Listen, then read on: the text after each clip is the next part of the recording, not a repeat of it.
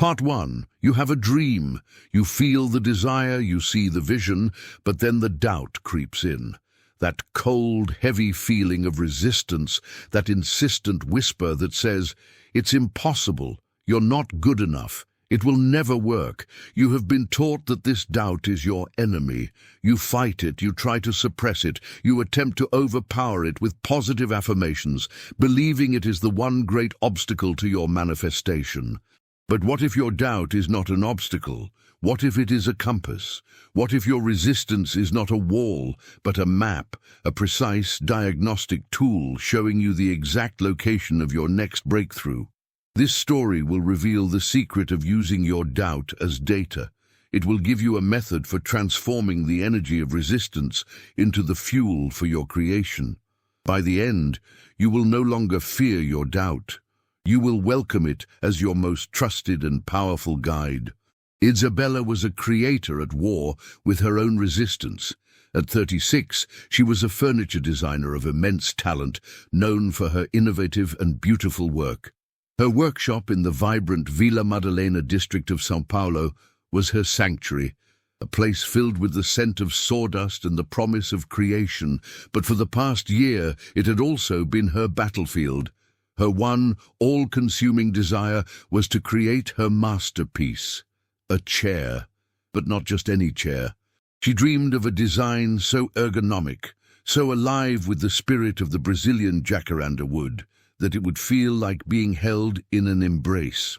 She called it the abraço, embrace chair. The design, which had come to her in a flash of inspiration, was on her computer screen, a thing of breathtaking, fluid beauty. But every time she approached the raw block of wood to begin the physical work, she was hit by a wall of resistance so powerful it was like a physical force. The doubt was a symphony of her deepest fears.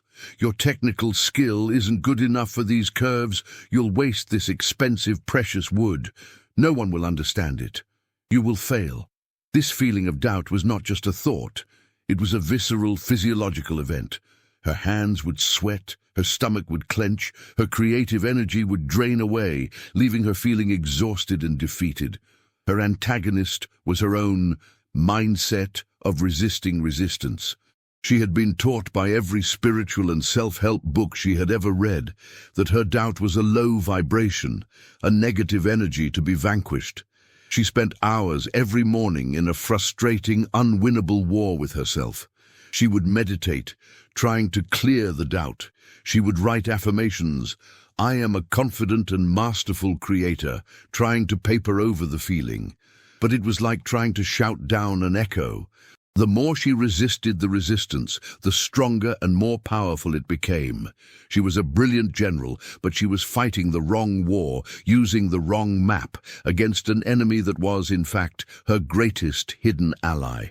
Is she doomed to be a prisoner of her own doubt, her masterpiece forever trapped on a computer screen by the very resistance she is trying so hard to overcome? Or is there a different way to approach this powerful energy?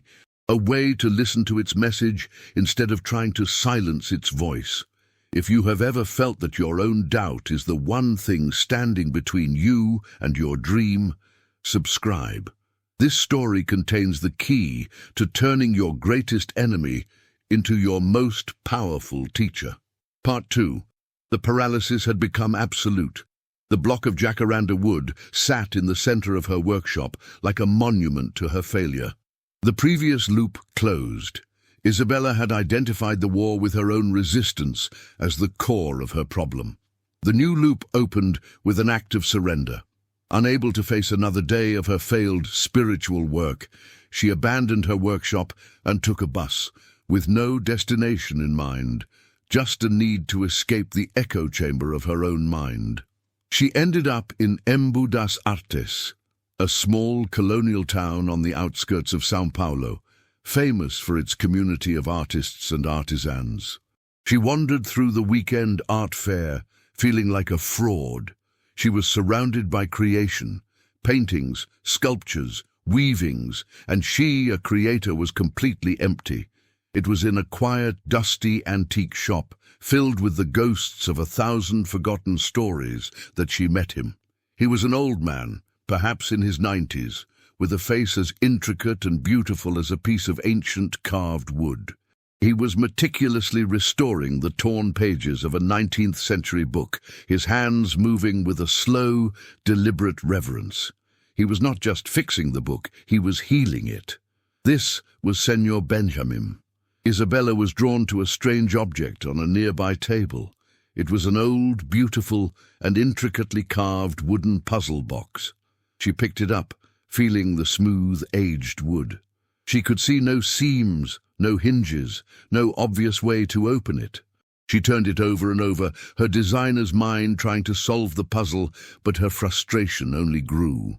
Senor Benjamin looked up from his work, a quiet, knowing sparkle in his ancient eyes. "You cannot open the box by fighting with it," he said, his voice a soft, dry rustle like turning pages. "You think the resistance is in the box, but the resistance is in your own hands. You are pushing when you should be listening. The box itself is telling you how to open it." The metaphor was so direct, so painfully accurate, that it broke through Isabella's defenses. She found herself a stranger in a dusty shop, telling this old man everything. The dream of the chair, the beautiful design, the paralyzing doubt, the terrifying physical resistance. He listened, his head tilted, as if he were listening to a piece of complex music. "This doubt you speak of," he said when she was finished. "You see it as an enemy, a wall. But what if it is not a wall? What if it is a messenger? A very persistent, very loyal messenger who is trying to deliver to you a very important piece of information." He then pointed to the puzzle box. "That box is a master teacher. The points where it resists your touch are not flaws. They are the instructions. The resistance is the map. It is showing you exactly where the hidden mechanism is.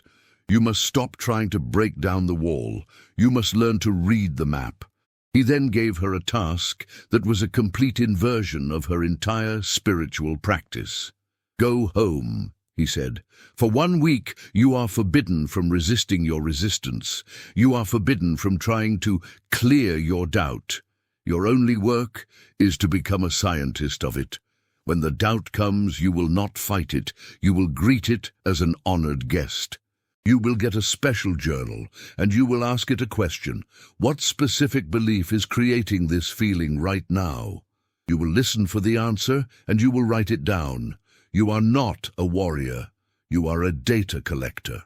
She has been given a radical new paradigm by a man who understands the wisdom of resistance. She is being asked to interrogate her doubt instead of trying to annihilate it. Can a woman who is exhausted from fighting her inner demons possibly find the courage to sit down and have a polite conversation with them? Part 3. Isabella returned to her workshop with the old puzzle box, which she had purchased, and a new, terrifying methodology. This closed the previous loop. She had her mentor and her mission. The new loop of conflict began the moment she tried to put the method into practice. The next morning she walked into her workshop and approached the block of jacaranda wood. As expected, the wave of resistance hit her, a cold, clenching feeling in her gut. Her old habit, her antagonist, the mindset of resisting resistance, immediately took over. The impulse to fight it, to affirm it away, was overwhelming. But she remembered Senor Benjamin's words. She took a deep breath, grabbed a new, dedicated journal, and sat on a stool in front of the wood. She closed her eyes. "Okay, doubt," she whispered, feeling completely insane. "You are welcome here. What specific belief is creating this feeling?" The internal conflict was immediate and intense. Her mind was a chaotic storm of self-judgment. This is navel-gazing. This is giving power to your negativity. This is the opposite of everything you've learned. You should be raising your vibration, not having a therapy session with your own fear. But she persisted. She sat in the uncomfortable silence and she listened. And after a long, difficult 5 minutes, an answer bubbled up from the depths of her subconscious. It was not a vague feeling. It was a clear, precise sentence. She wrote it down. The belief was, "It is not safe to be more powerful and successful than my father." The revelation was a shock. Her father, a brilliant but failed architect, had been her hero, a man she had watched give up on his own ambitious dreams and settle for a life of quiet disappointment. She had never, ever made the conscious connection. The external conflict arrived that evening in the form of a phone call from her older brother, a successful and highly pragmatic lawyer. "Isa," he began, his voice laced with his usual well-meaning concern. "Dad's birthday is next month. He's been a bit down. I was thinking maybe this is the year you finally take that stable, full-time teaching job at the university. You know, give him some peace of mind. Let him see you're settled, safe." The suggestion, coming at that precise moment, was a perfect external manifestation of the very belief she had just uncovered. Her brother was asking her to stay small, to make her father feel comfortable. He was asking her to honor the family pattern of brilliant but struggling. She brought this new, raw data to Senor Benjamin, her hands trembling as she showed him her journal. He was polishing the puzzle box she had bought. "Ah," he said, a look of deep recognition on his face. "The first piece of the map. You see, the doubt was never about the chair. It was never about your skill. It was about your loyalty. It was a messenger, trying to protect you from the guilt of outshining your father." He then handed her the polished puzzle box. "The resistance is not a single lock," he said. "It is a sequence. Now that you have found the first hidden button, a new one will be revealed. Your work is to continue the conversation. Do not stop until the box is open." She has uncovered the first layer of the code, a deep-seated belief about loyalty and love, but the box is not yet open. What other hidden beliefs is her resistance trying to show her? And can she continue this deep, uncomfortable excavation while the world is actively trying to pull her back into the old pattern? Part 4.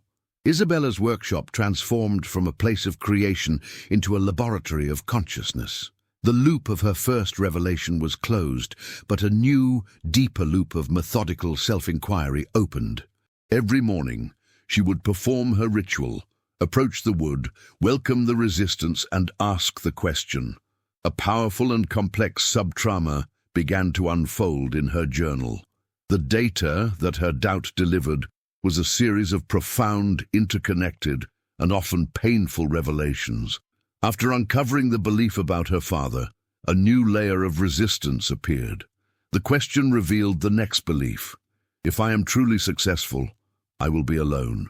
She traced this back to a painful memory from her university days, when her ambition and talent had intimidated a man she loved, leading to a difficult breakup. And still, the box was not open. A third, even deeper layer of resistance emerged. The question revealed the core of it all. I do not deserve to have a life that is both creatively fulfilling and financially abundant. I have to choose. Ndayu. This was the deepest myth of the starving artist, a belief she had absorbed from her father, from her culture, from the very air she breathed as a creative person. Her daily life became a mirror of this inner work. Her brother's gentle but persistent pressure to take the safe university job was a constant echo of her own fear of success. The sub-trauma of her own finances became a source of data. When a bill arrived, instead of panicking, she would sit with the feeling and ask the question. The answer was always a variation on the core beliefs she was uncovering. She was seeing, with a brutal, scientific clarity, how her inner state was a perfect blueprint for her outer reality. But this was not a purely intellectual process. It was deeply emotional. There were days when the revelations were so painful that all she could do was weep. Weep for the years she had spent trapped in these invisible cages. Weep for her father's unlived dreams. But the tears were cleansing. She was not just collecting data, she was having a profound, somatic release. During this time, her only anchor was her visits to Senor Benjamin. He never gave her answers. He simply taught her how to hold the puzzle box. "You see," he explained one afternoon, "the way you are holding the box is the way you are holding your dream. At first, you held it with a tight, forceful grip of fear. Now, you are learning to hold it with a firm but gentle curiosity. You are becoming a safe space for your own creation. She has mapped the intricate, interlocking mechanisms of her own resistance. She has collected the data, but data is just information. It is not yet transformation. What is the final step? How does one use this map to finally and irrevocably open the box? Part 5. After a month of this deep, methodical work, Isabella had filled her journal. She had a complete, detailed map of her own resistance. She knew the why behind her doubt with a clarity that was almost terrifying. But she was still broke, and the chair was still an uncarved block of wood. The loop of her data collection was complete. The final loop, the one of transformation and action, was about to begin. She went to Senor Benjamin's shop, her journal in her hand. "I have the map," she said, her voice a mixture of exhaustion and a new, fragile hope. "I understand all of it, but I am still standing on the outside of the box. How do I get in?" The old man put down his loupe and looked at her, his eyes full of a warm, paternal pride. This was the moment of the great teaching, the culmination of all her work. "You have done the hardest part, my child," he said. "You have made the unconscious conscious. Now comes the final, simplest and most powerful step. You have been asking your doubt what it believes. Now you must thank it for the data, and you must give it a new job. You must give it a new belief to protect." He guided her through the final stage of the method. "Go home," he instructed. "Read every single limiting belief you have written in your journal. Read them out loud, and after each one, you will perform a simple, powerful act of alchemy. You will look at the beautiful, impossible design of your chair, and you will say out loud this one simple phrase, and yet this is the truth now." He explained the quantum principle. Your doubt is not an enemy. It is a loyal and powerful servant. Its only job is to keep you consistent with the beliefs you hold. It is a biofeedback mechanism. You have been feeding it a diet of fear and lack. Now you will consciously and deliberately feed it a new truth, a new reality you wish it to protect. You are not fighting it. You are retraining it. Be, a quote from Neville Goddard, which had once seemed abstract, became a clear operational instruction. Change your conception of yourself, and you will automatically change the world in which you live. Isabella went back to her workshop. Her heart was pounding. This was it. She stood before the design of the abbraccio chair. She opened her journal to the first page. She took a deep breath. "It is not safe to be more successful than my father," she read out loud. Her body immediately tensed. The familiar feeling of resistance flooded her, but this time she did not fight it. She looked at the image of the chair, a vision of her own expansive, unapologetic success, and she spoke the words of power. And yet, this is the truth now. She felt a subtle but undeniable shift in her body, a tiny release of a tension she had held her entire life. She went to the next belief. If I am truly successful, I will be alone. The fear came. She looked at the chair, a design that was a perfect embrace, a symbol of connection, and she said, and yet, this is the truth now. Another, deeper release. She went through her entire journal, one belief at a time. It was a sacred, powerful, and deeply emotional ceremony. She was not using an affirmation to paper over a feeling. She was using a declared, chosen reality to retrain the feeling itself. With each declaration, she felt the old, dense energy of the resistance literally dissolving in her body. When she read the final, deepest belief, I do not deserve to be both creative and abundant, and declared that her beautiful, valuable, and commercially viable chair was the truth now. The final lock in the puzzle box clicked open. The resistance was gone. In its place was a profound, calm, and powerful silence. She looked at the block of jacaranda wood, and for the first time she did not see an obstacle. She saw a blank page, a beautiful, limitless potential. She picked up a chisel, and her hand was perfectly steady. She has the method. She has used the data. She has opened the box.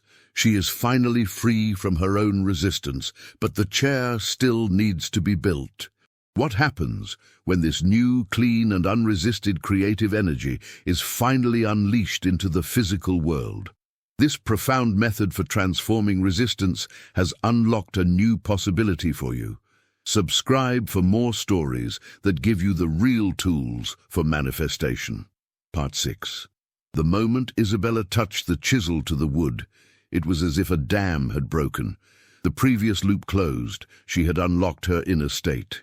Now the consequences of that unlocked state began to flow into her reality. The creative energy that had been blocked and resisted for a year was released in a torrent of pure, joyful and effortless creation. She worked for the next 6 weeks in a state of sustained, blissful flow. There was no struggle, no second guessing. Her hands knew exactly what to do. The complex curves and impossible joinery of her design were not a challenge. They were a dance.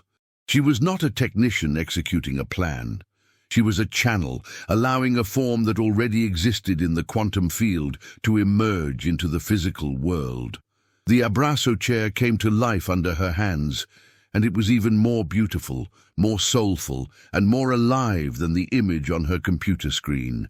The consequences of her inner shift rippled through her outer world. She received a phone call from her brother. "Isa," he said, his voice full of a strange new respect. "I just wanted to say, I'm sorry. I've been pressuring you to be safe, but I realize now that your path is not the path of safety, it's the path of courage. Dad and we are so incredibly proud of you." He had, without knowing it, released her from the old pattern. A week after she finished the chair, applying the final coat of oil with a loving hand, a woman walked into her workshop. She was an elegant, impeccably dressed woman with an air of quiet authority. It was Livia Monteiro, the owner of Coletivo, the most prestigious and influential design gallery in Brazil. She had been on her way to another appointment when she had felt an inexplicable urge to walk down Isabella's street, a street she had never been on before. She had been drawn in by the energy emanating from the open workshop door. She saw the Abrazo chair. She did not speak for a full 5 minutes. She walked around it. She ran her hand over its smooth, flowing lines. She sat in it. When she stood up, there were tears in her eyes. "This is not a piece of furniture," Livia said, her voice a hushed whisper. "This is a prayer.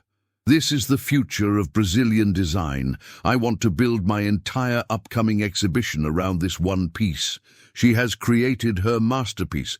Her work has been seen and validated by the one person who could launch her into a new stratosphere of success. She did not chase this opportunity. She became a vibrational match for it. But what is the true, lasting impact of a creation that was born not from fighting resistance, but from using it as a guide? Part 7. The Abrazo exhibition at Coletivo was a phenomenon. The chair, sitting alone in the center of the vast white gallery, was a sensation. This was her final test, the one promised in the last chapter, to see how her creation, born from such a deep and personal inner process, would be received by the world. The response was overwhelming. Design critics and magazines from around the world hailed it as a masterpiece of form and feeling. But the most profound validation came from the people who came to see it. They would sit in the chair and they would be visibly moved. People spoke of feeling a sense of profound peace, of being held, of a quiet, powerful sense of their own worthiness. Isabella realized she had not just created a chair, she had created a healing object. She had infused the wood with the very frequency she had cultivated in herself. Her journey of healing her own doubt had created a physical object that could heal the doubt in others. She consolidated her growth by fully stepping into her new identity. She was no longer a struggling artist. She was a conscious creator who understood the alchemy of resistance. She began to teach. She held small, intimate workshops, not on woodworking, but on her method. She taught other artists, entrepreneurs, and creators how to use their doubt as data, how to have a conversation with their resistance, how to retrain their loyal servant of a subconscious to protect their dreams instead of their fears. Her business exploded. The Abrazo chair received a massive production contract from a high-end Italian firm. The financial abundance that had once felt so impossible was now flowing to her with an effortless, joyful grace. She had not just manifested a chair. She had manifested an entirely new reality, one that was a perfect, beautiful, and stable reflection of her own healed inner state. She has transformed her greatest obstacle into her greatest gift. She has created a masterpiece, a business, and a new philosophy of creation. But the path of a conscious creator is one of constant evolution. What is the next puzzle box the universe will present to her? Part 8. A year after the exhibition, Isabella was a celebrated name in the design world. She was financially secure, creatively fulfilled, and deeply at peace. The loop of her initial success was closed.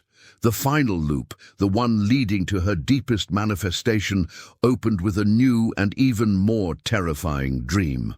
She felt a calling to go back to the source of her pain and her power, her relationship with her father. She dreamed of creating something with him. Her father, the brilliant but failed architect, had filled hundreds of notebooks with visionary designs for buildings that had never been built, designs that were, she now realized, decades ahead of their time. She prepared for this leap not by designing, but by using her own method on herself. The resistance was immense. The doubt told her, "He will reject you. He will be threatened by your success. You will only reopen old wounds." Oh, she sat with that doubt. She asked it the question. She listened to the data. She heard the deep ancestral fear of collaboration, the fear of being seen, the fear of mixing love and work. And she retrained the beliefs, one by one. She declared a new truth. My father and I are joyful and powerful creative collaborators. She went to him, not with a business proposal, but with a puzzle box. A new, more complex one she had found. "I thought we could try to solve this together," she said. It was an invitation, not a demand. It was a perfect metaphor for her new way of being. The ultimate test of her method is here.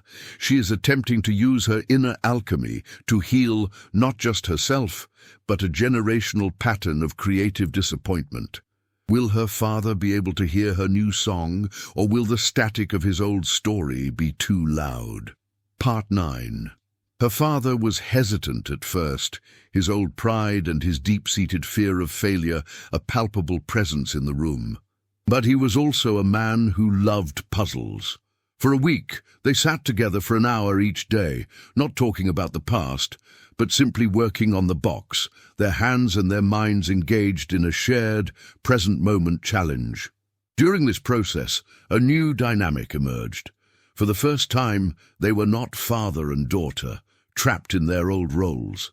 They were two creators, two problem-solvers, equals in a field of curiosity. On the final day, as they worked on the box, Isabella began to talk about her own journey. She told him about her doubt, about Senor Benjamin, about the method. She didn't tell him this as a criticism of him, but as a story of her own liberation. She showed him her journal, the belief she had uncovered about him. He was silent for a long, long time. He looked at his own hands, the hands that had drawn 1,000 beautiful buildings that now lived only in dusty notebooks. And for the first time in his life, he was not defensive. He was simply listening. "All my life," he said finally, his voice thick with a lifetime of unshed tears, "I thought the world was a hard place that did not want what I had to give.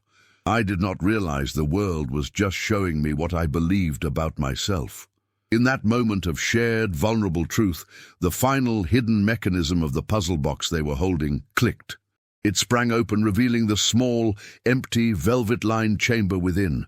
The box was open. The generational pattern was healed. "Your chair," her father said, looking at her with eyes full of a new, brilliant light. "It needs a home, a building as beautiful and as brave as it is. Let's build it together." The promise of the introduction was fulfilled. The doubt was not a wall. It was a map.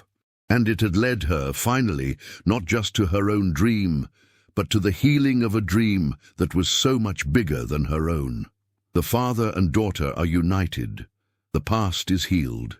A new shared future awaits.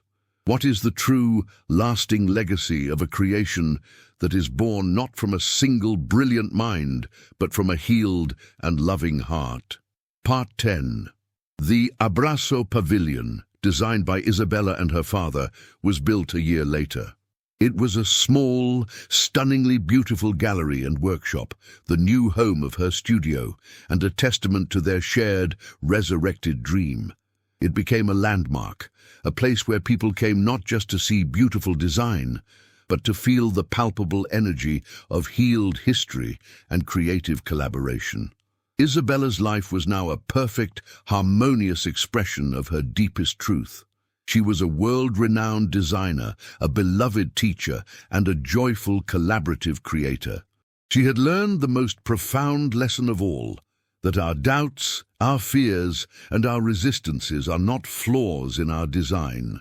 They are sacred messengers, loyal servants who are simply trying to protect us based on an old map.